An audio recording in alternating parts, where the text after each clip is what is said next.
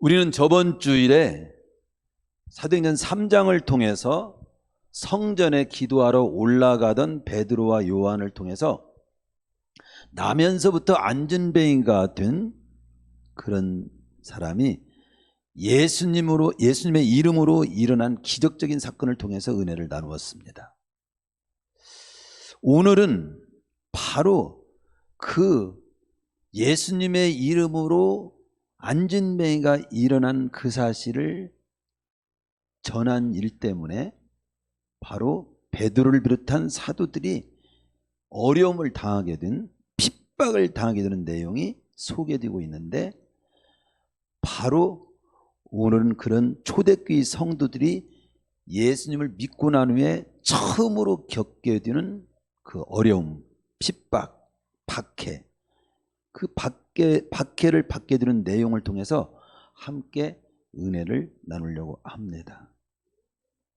첫 번째 우리가 생각해 보는 것은 무슨 일로 사도들이 핍박을 받게 됐습니까? 그겁니다. 궁금하죠? 우리가 무슨 일을 뭔가 당했을 때는 왜 그 일을 당했지? 2절에 그게 나옵니다. 2절에 예수 안에 죽은 자의 부활이 있다고 백성을 가르치고 전함을 싫어하는 사람들이 핍박을 한 겁니다. 예수 그리스도의 부활과 주와 그리스도 되심을, 주님의 그리스도 되심을 증거하고 가르친다고 핍박을 한 거고, 그 핍박을 당한 겁니다. 본문 4장 1절에 보면은 이 예수님의 주되심을 증거하고 예수님께서 부활하셨다고 하는 사실을 못마땅하게 생각하는 사람들이 소개되고 있습니다. 거기 보면 제사장들과 성전 맡은 자와 사두개인들이라고 기록하고 있습니다. 왜 그들이, 사도들이 예수님이 그리스도십니다, 바로 예수님이 부활하셨습니다, 이 예수님을 믿고 여러분들도 구원을 받으십시오, 안전뱅이가 이렇게 일어난 것처럼 여러분들의 그런 유쾌한 날을 여러분들도 예수님 믿고 만나시기를 바랍니다. 이런 걸 왜 그렇게 싫어했을까? 싫어할 일이 없잖아요, 우리가 볼 때는. 그렇죠? 왜 그렇습니까? 바로 그것을 우리가 한번 생각해 본다면, 예수님을 신성 모독죄로 예수님이 그리스도가 절대 아니라고, 하나님이 될 수 없고 구주가 될 수 없다고 하나님을 모독한 사람으로 이렇게 죄를 져가지고 뒤집어서 계획적으로 죽인 사람들이 누굽니까? 바로 여기 나온 제사장들이거든요. 근데 그 예수님이 부활하셨고, 그분이 그들의 말과는 정반대로 하나님 바로 그분이시고 구주가 되시고, 이걸 증거하니까 너무도 그것을 싫어하는 거예요. 또 죽음을 이기시고 부활하신 예수님의 부활 사건을 갖다가 가장 싫어하는 사람들이 또 그 중에 여기에 보면 사두개인들이 그렇게 싫어합니다. 왜 사두개인들이 왜 싫어하냐면, 이 사두개파들은요, 천사의 존재도 인정하지 않고 부활도 믿지 않아요. 근데 부활도 믿지 않는 그들에게 강력히 부활을 증거하니까 거기에서 엄청난 이들이 위협을 느낀 겁니다. 사람들은요, 자기에게 뭔가 손해가 되고 위협을 느끼면요, 거기에 반작용이 나와요. 그것도 여기 한두 명도 아니고 베드로의 외침을 듣고 3,000명 이상이 그 예수님을 구주로 믿는 역사가 일어나고, 여기에 보면 5,000명이 남자 여수가 막 그 안전뱅이가 일어난 사건 이후에는 5,000명이나 되었다고 나옵니다. 4절에 보면 말씀을 듣는 사람 중에 믿는 자가 많으니 남자 여수가 약 5,000이나 되었더라. 이렇게 막 기하급수적으로 예수님이 정말 구주가 맞다, 그리고 예수님처럼 우리도 부활한다, 이 사실에 막 완전히 흥분되고 너무도 가슴이 뜨거워진 사람들이 많아지게 되니까 이 예수님을 잡아 죽였던 제사장들, 그리고 죽으면 끝나는 것이고 현세에만 주장하고 부활은 없다라고 이렇게 주장했던 그 사두개인들의 말과는 정반대거든요. 그러니까 그걸 또 걷잡을 수 없이 그걸 부인할 수가 없고, 그러니까 이 제사장과 그 당시 세력을 다 잡고 있는 게 이 제사장들과 사두개인들이었어요. 그러니까 그 세상 세력으로 이 사도들을 갖다가 잡아다가 신문하고 18절에 보면은 다시는 예수님의 이름으로 말하지도 말고 가르치지도 말라고 막 위협하고 엄포를 하면서 풀어주는 내용이 나옵니다. 사도들이 무엇 때문에 핍박을 받은 거예요? 예수님의 그리스도 되심, 예수님의 부활, 이것을 가르치고 전한다고, 그 이름으로 또 병을 고쳐서 사람을 갖다 건강하게 해줬다고, 회복시켰다고. 정말 우리가 언뜻 지금 듣기에는 말도 안 되는 것 가지고 핍박을 받았던 겁니다. 예수님 믿으면 구원받고 장차 예수님처럼 우리도 부활하여 영원을 누리게 된다는 이 사실이 분명하다면 이보다 놀라운 사실이 어디 있고, 이보다 축복된 사실이 어디 있으며, 이보다 소망스러운 사실이 어디 있습니까? 그런데 그 사실을 전한다고, 알려준다고, 죽어가는 병든 자를, 안전뱅이를 일으켜서 회복시켜줬다고, 그들을 신문하고 다시는 그런 짓 하지 말라고, 이런 핍박을 받은 겁니다. 그런데 그 핍박받은 내용은 우리 기독교인들의 핵심적인 신앙 내용이에요. 그것 없으면 우리도 믿지 않아요. 예수님만이 구주가 되시는 줄로 믿습니다. 예수님이 부활한 것처럼 우리도 죽어도 다시 사는 부활이 있음을 믿습니다. 현세로만 끝나지 않고, 사두개인들은 현세로 끝난다고 하지만, 현세만 그냥 중요하게 생각하지만 현세가 아닌 내세가 있고 영원 천국이, 영생이 있는 줄로 믿습니다. 그게 복음이에요. 사도들이 바로 이 일로 어려움을 당하게 된 것입니다. 핍박을 받게 된 겁니다. 그런데 두 번째 우리가 생각해 보는 것은, 핍박을 우리는 잘 정립해야 돼요. 무엇이 진정한 핍박인가, 우리 믿는 자들이 다시 한번 정리할 필요가 있습니다.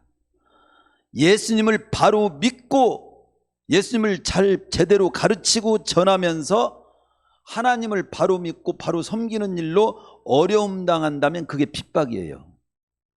박해를 당하는 겁니다. 그런데 잘못된 비진리를 따르다가 어려움 당하는 일은 핍박이 아닙니다. 즉 이단을 따르다가 어려움 당했다, 그들도 핍박이라고 말하는데 하나님 말씀은 그건 핍박이 아니에요. 그건 고생입니다.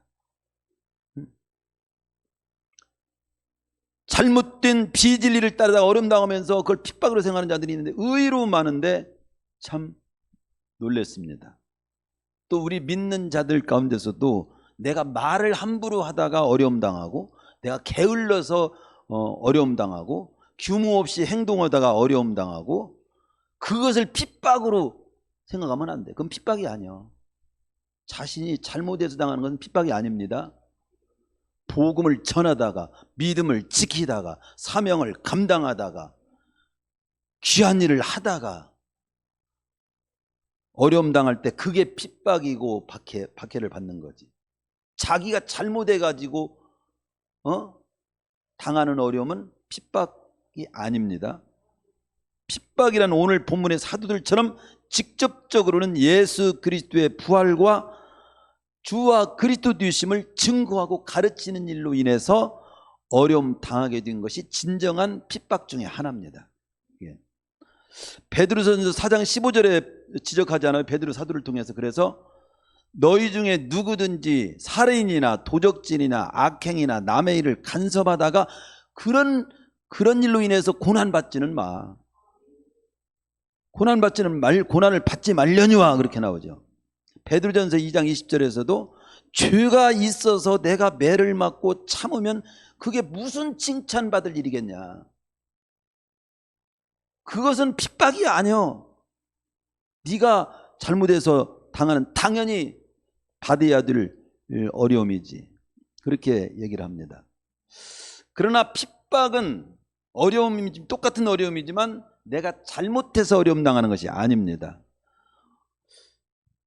마태복음 5장 10절에서도 보면 의를 위하여 박해를 받는 자는 오히려 복이 있다 그랬어요. 천국이 그들의 것임이라. 나로 말미암아 너희를 욕하고 거짓으로 너희를 거슬러 모든 악한 말을 할 때는, 악한 말을 너희들이 들을 때는 그 말입니다. 너희에게 복이 있다. 복이 있나니 오히려 기뻐하고 즐거워하라. 하늘에서 너희 상이 큽니다. 너희 전에 있던 선자들도 이같이 박해를 받았다. 이건 핍박을 받은 거죠. 그런데 내가 사람을 죽이고 욕하고 도적질하고 악한 일을 하다가 남의 일 간섭하다가 뺨맞고, 이건 핍박이 아니야. 그것은 네가 고생이죠. 고생. 핍박이 아니라 고생입니다. 그 고생은 하면 안 돼요. 어려움, 믿음을 지키다가 사명 따라 살다가 하나님의 뜻을 추구하다가 어려움 당하는 것은 오히려 기쁘게, 오히려 복이 되는 거죠. 그런데 하나님께서는 왜 그런 박해 같은 건 전혀 없도록 막아주시지, 왜 환난과 핍박을 그렇게 그대로 이렇게 당하시도록 하실까? 그 핍박과 어려움 당하는 것이 나쁘기만 한 건 아니에요. 그 핍박과 어려움을 통해서 정말로 우리가 하나님의 백성인 것이 증명되는 기회가 되기도 합니다. 그걸로 인해서 상급이 있기도 하고. 그럼 그걸 구체적으로 한번 볼까요? 환난과 핍박은 왜 있습니까? 그것은요, 말씀 속에 찾아보면요, 요한복음 15장 20절에 보면 사람들이 나를 핍박하시니 너희도 핍박할 터이요. 19절에 보면, 15장 19절에 보면 너희는 세상에 속한 자가 아니요 도리어 세상에서 나의 택함을 입은 자인 고로 세상이 너희를 미워하느니라. 한마디로 우리가 예수님의 참된 백성이라고 하는 것을, 백성이기 때문에 핍박을 받는 거예요.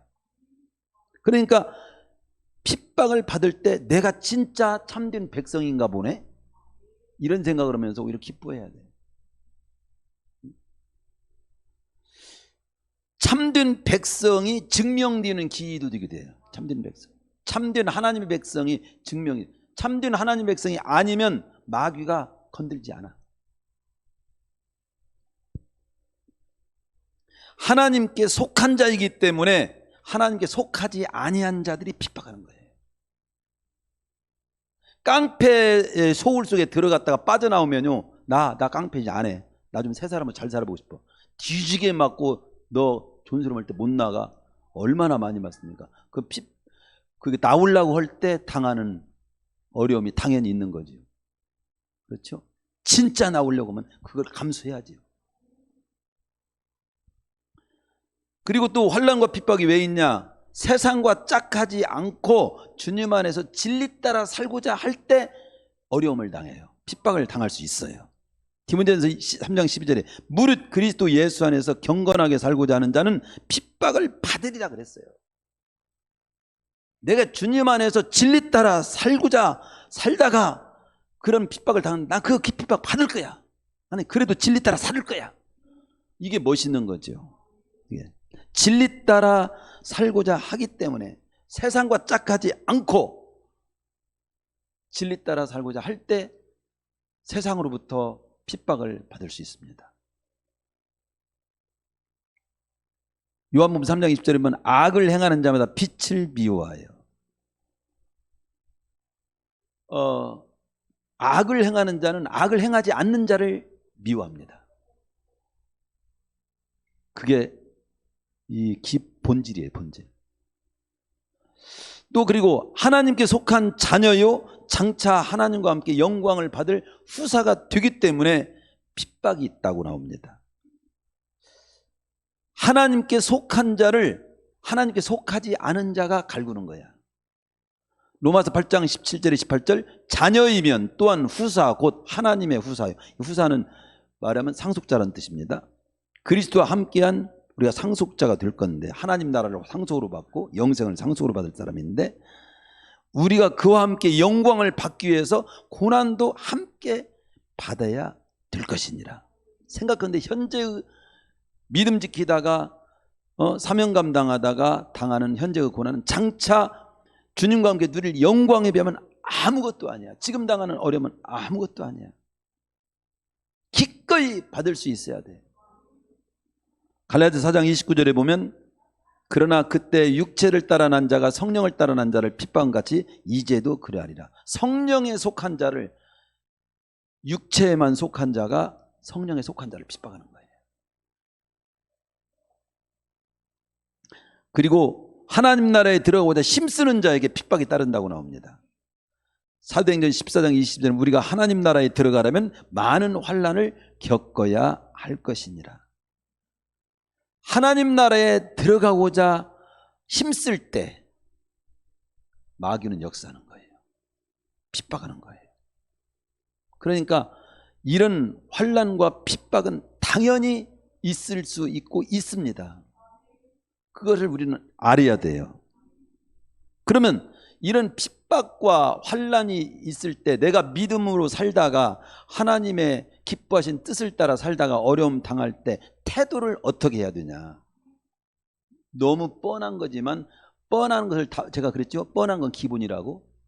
기본을 뻔한 것이라고 하는 말 속에 기본이라는 뜻이죠. 그 기본을 우리는 정립해야 돼요. 우리는 예수 믿다가 어려움 당하면 예수 믿는 거 포기해야 되는 겁니까? 어때요? 어려움 당한다고 포기해요? 어려움을 당해도 어려움보다도 더 값지기 때문에 믿는 걸 포기하지 않는 거죠. 그래서 성경에서는 그렇게 말합니다. 우리 성도들이 핍박을 당할 때 첫째, 두려워 말고 담대하라. 본문의 베드로를 비롯한 사도들은 예전에 이제 겁쟁이가 아니에요. 죽어도 다시 사는 부활신앙을 확신하고 있고, 예수님만이 천하인간의 구원 얻을 만한 이름, 예수님이 주신 이름, 예수님이 정말 그리스도가 되시고 구주가 되시고 이런 확신이 있고 성령이 함께 하심을 확신하고 있었기 때문에 그들은 담대했습니다. 그들이 뭐 유업한다고 끄떡하지 않아. 옛날에는 그걸 확신하지 못할 때는 그 계집종이 말 한마디에도 당신들 예수 그 패지 맞지? 같은 패구만. 야, 그런 소리 나 아니야. 3번이나 부인했잖아. 발발발해. 여러분들 성경책 딱 이렇게 하고 교회 올 때 이렇게 다 이렇게 행복하게 올 수 있어? 그것 하나도 제대로 못 하는 사람이 수두룩이에요. 성경책 부끄럽게 들고 다니는 걸 부끄럽게 생각하는 사람이 있어. 성경책 다 놓고 다니더만. 무거워서 놓고 다니고 화면에 다 띄워주기 때문에 이제 놓고 다닐지는 몰라도 성경책을 당당히 자랑스럽게 이렇게 딱 들고 교회에 올 수 있는 정도는 취하돼야지. 취하가 되나? 이건 말로도 할 필요도 없는 일이지. 그런데 성경책은 부끄러워서 못해. 그 정도로 부끄러운 주님을 뭐대로 믿어? 두려워 말고 담대하라.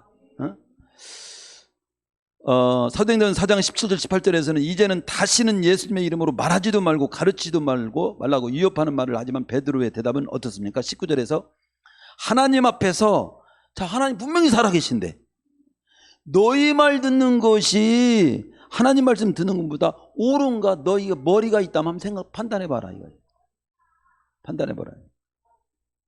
하나님도 계시고 너희도 있는데 너희는 지금 하나님 믿지 말라고, 예수 믿지 말라고, 부활은 없다고 그렇게 위협하고 그거 전하지도 말라고 너희들이 그렇게 말하고, 하나님은 확실히 살아계시고 부활도 있고 예수 믿어야 구원받고 누구 말을 우리가 믿겠냐? 너희들도 머리가 있다면 한번 생각해봐라. 판단해봐라. 요한복음 10장 33절에서 세상에서는 너희가 믿음으로 살다가 여러 환난을 당하지만은 너희는 담대하라. 내가 세상을 다 이겨놨어. 다 이겨놨어. 세상을 이겼노라. 계시록 2장 10절 네가 장차 받을 장차 어떤 고난이 서려 온다고 할지라도 절대 두려워하지 마. 마태복음 10장 24절 31절에서도 주님은 핍박을 두려워하지 말라고 하면서 몸은 서령 죽여도 영혼은 능히 죽이지 못하는 자들을 절대 두려워하지 말고 오직 몸과 영혼을 능히 지옥에 다 넣어서 멸하시는 그 두려우려면 그 하나님을 두려워해야지. 하나님을 두려워라. 참새 2마리가 한 아사리온에 팔리는 것이 아니냐. 그러나 너희 아버지께서 허락지 아니하시면 그 하나라도 땅에 떨어지지 아니하리라. 너희에게는 머리털까지 다 세신 바 됐어. 두려워 말라. 너희는 많은 참새보다 귀하니라. 아니, 참새하고 비교할 수는 없지만 비교할 필요도 없이 참새보다, 참새 한 마리도 하나님이 허락하지 않으면 땅에 떨어지지 않는데 하물며 너희일까 보냐 이거지. 두려워하지 말라. 또 핍박을 당할 때 기뻐하고 오히려 즐거워하라. 즐거워하라. 하나님께 영광을 돌리라고 했어요. 마태복음 5장 10절 12절 의를 위하여 핍박을 받은 자는 복이 있나니 천국이 그들의 것이며. 그러면서 나를 인하여 너희를 핍박하고 거짓으로 너희를 거스려 모든 악한 말 할 때는 너희에게 복이 있나니 기뻐하고 즐거워. 하늘에서 너희 상이 큼이라. 너희 전에 있던 선자들을 이같이 박해하였다. 그러잖아요. 베드로전서 4장 16절에서 보면 만일 그리스도인으로 고난을 받은 즉 부끄러워 말고 도리어 그 이름으로 하나님께 영광을 돌리라. 그리고 세 번째 보면 참고 인내하라. 참고 인내하라. 로마서 5장 3절에 보면 환난은 인내를, 환난할 때 참 기꺼이 참을 수 있는. 갑자기 춘향이 생각나네. 저 변사또가 아무리 갈구어도 저 춘향이가 이두령을 사랑하는 마음이 지극하기 때문에 아무리 갈구어도 안 넘어가. 아무리 막 옥새를 조여도 막 박해를 핍박을 해도 거기 안 넘어가. 더 견뎌. 그 힘이 어디서 나오죠? 참고 인내하는 힘은, 환난이 있어도 인내하는 힘은 예수님만이, 주님이 분명하고, 우리는 죽어도 다시는 부활이 있고 성령님이 지금도 함께 하시고 우리는 머리털 하나도 다 사시고 그것처럼 우리 주님이 다 보시고 계심을 확신할 때 인내할 수 있는 겁니다. 야고보서 5장 7절에도 그러므로 형제들아 주의 강림하시기까지 길이 참나 하나님은 통이 크셔. 우리는 1시간도 못 참을 때가 있는데 주님 재림하실 때까지 참으래. 다시 오실 때까지, 오시는 그때를 바라보면서 참으라고. 길이 참고 마음을 굳게 하라. 주의 강림이 가까우니라. 최종 끝을 말씀합니다. 고린도서 4장 12절에 핍박을 당한 즉 참고. 베드로전서 2장 19절 가장 아름다운 모습이 어떤 모습이냐, 애매히 고난을 받아도 하나님을 생각하면서 참는 모습은 그것보다 아름다운 모습은 없다고 나옵니다. 그리고 이 핍박을 있을 때는 기도하라고 말씀합니다. 오늘 23절 이하 31절에 보면 일심으로 그들이 기도합니다. 저희의 위협함을 하감해달라고, 담대히 그러나 변함없이 하나님 말씀을 전하게 해달라고, 그리고 변함없이 손을 내밀어 병을 낫게 하옵시고 표적과 기사가 거론 예수님으로 계속 이루어지게 해주시옵소서. 그런 기도를 합니다. 마태복음 5장 40절 오히려 너희를 핍박하는 자들을 위해서 기도해줘라. 로마서 12장 14절이면 너희를 핍박하는 자를 축복하라. 축복하고 저주하지 마라. 야고보서 5장 13절이면 너 중에 고난당하는 자가 있나? 저는 기도할 것이요. 기도하는 거예요. 부모 기도하는 거죠. 그리고 핍박 속에서 더욱 뜨거운 헌신을 불태워야 됩니다. 핍박 속에서 32절 37절에 보면요, 교회가 외부로부터 막 위협이 있으냐, 우리 믿지 말자, 믿지 마. 아 이거 믿어야 막 그래 핍박당하고 고문당하고 막 위협당하고, 아 이거 안 되겠어. 교회 나가야 어려움만 당하고 안 되겠어. 그러면 다 뿔뿔이 흩어진 것이 아니라 더 막 3,000명 5,000명이 되고 오히려 더 뜨겁게 헌신이 나왔습니다. 성도들이 막 한마음 한뜻이 더 되고 자기 있는 재물을 갖다가 조금도 자기 것에 생각하지 않고 막 다 필요하다면 막 교회 앞에 내놓고, 집 있는 자는 집도 팔아서 내놓고 밭 있는 자는 밭도 팔아서 주님의 일에 보탬이 되면 내놓겠습니다 하고 기록을 합니다. 이런 불같은 뜨거운 헌신이 있었기 때문에 그 어려운 핍박과 박해가 있어도 교회가 든든히 서간 거예요. 예. 제가 생각나는 고 한경진 목사님 영락교회 그 책에서 제가 읽은 건데, 한경진 목사님께서 영락교회를 처음으로 건축할 때 이야기를 읽었습니다. 그 북한에서 다 내려온 사람들 아니에요. 여기 피나는 거죠. 다 내려왔습니다.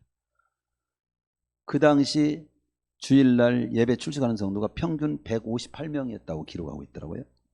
어느 날 목사님께서 광고합니다. 여러분, 이제 우리 교회도 성전 건축을 해야 하겠습니다. 그래서 다음 주일엔 성전 건축 헌금을 작정하려고 합니다. 그때 집도 없고 뭘 끼니도 없는 그런 때요. 막 피난 나온 사람들이 뭐 보따리 그런 상황입니다. 근데 건축을 하겠다고. 그러니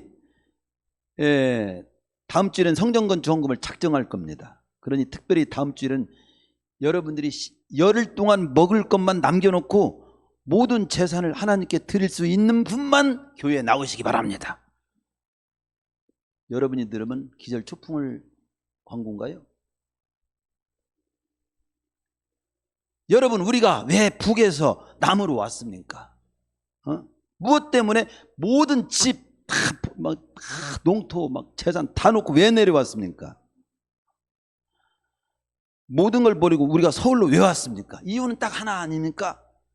하나님을 마음껏 자유롭게 섬기면서 남은 생에 살고 싶어서 온 것 아닙니까?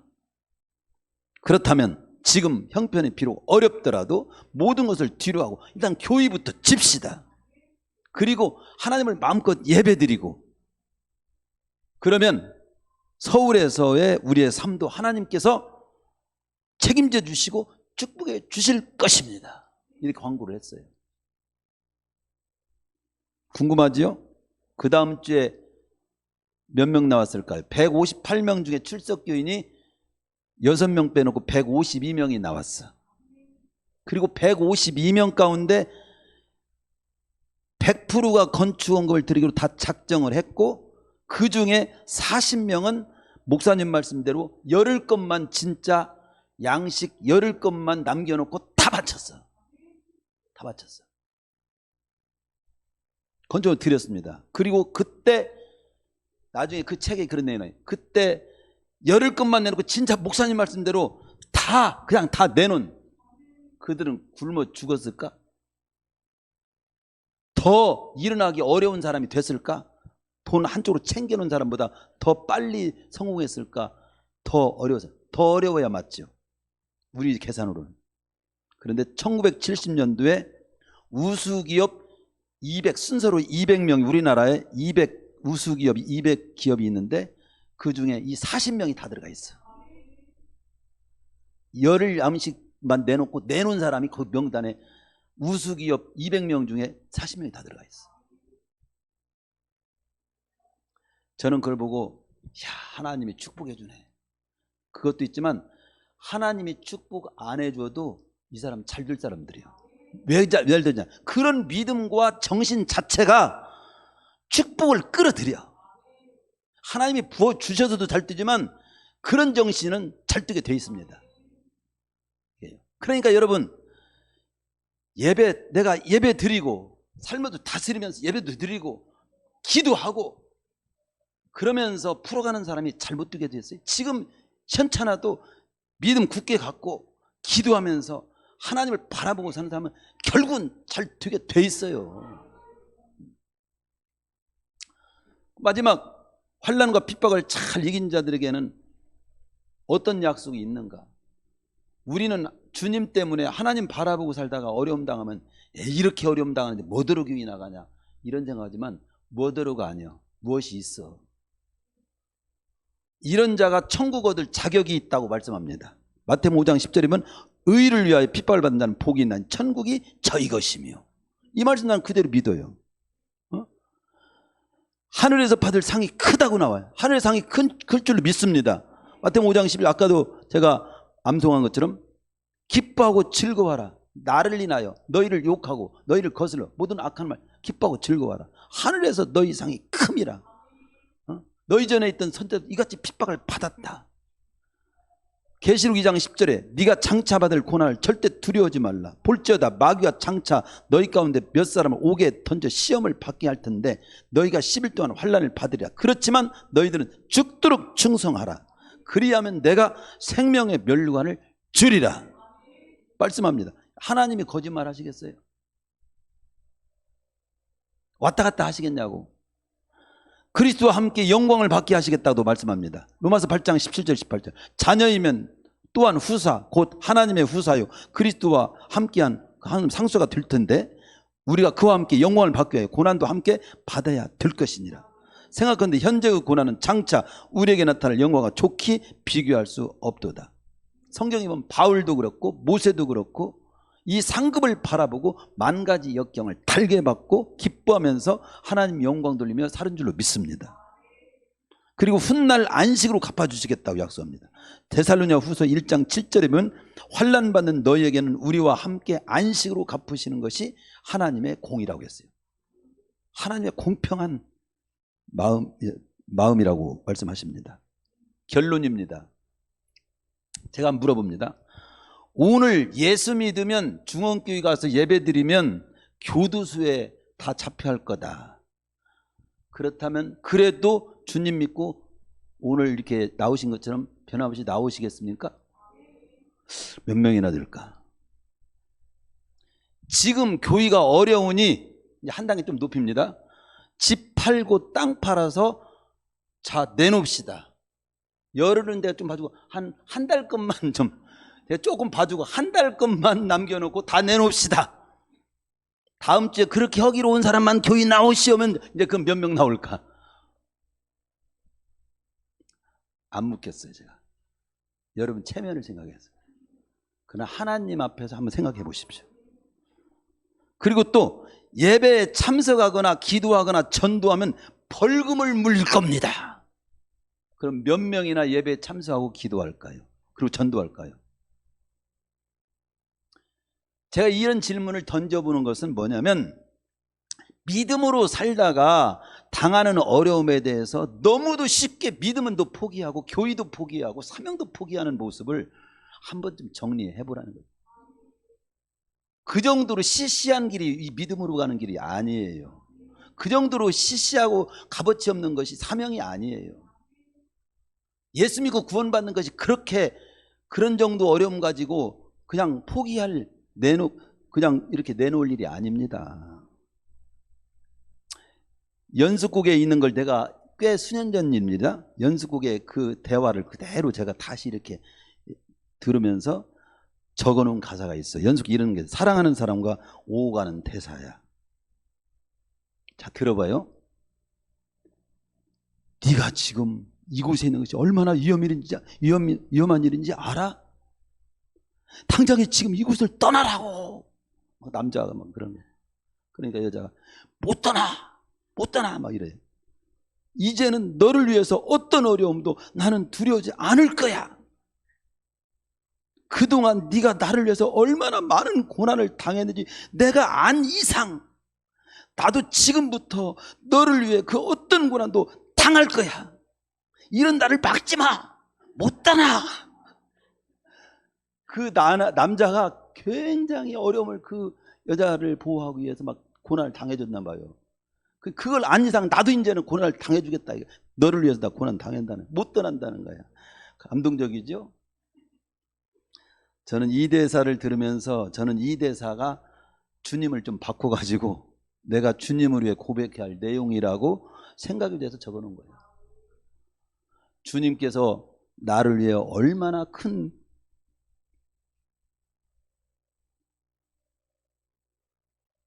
고난을 당하셨는지를 내가 압니다.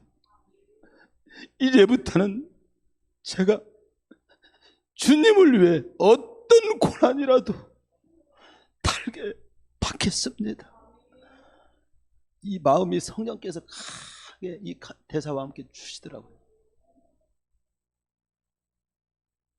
여러분도 핍박이 있더라도 그 주님 바라보고 아름답게 한번 살아보시기를 축원합니다.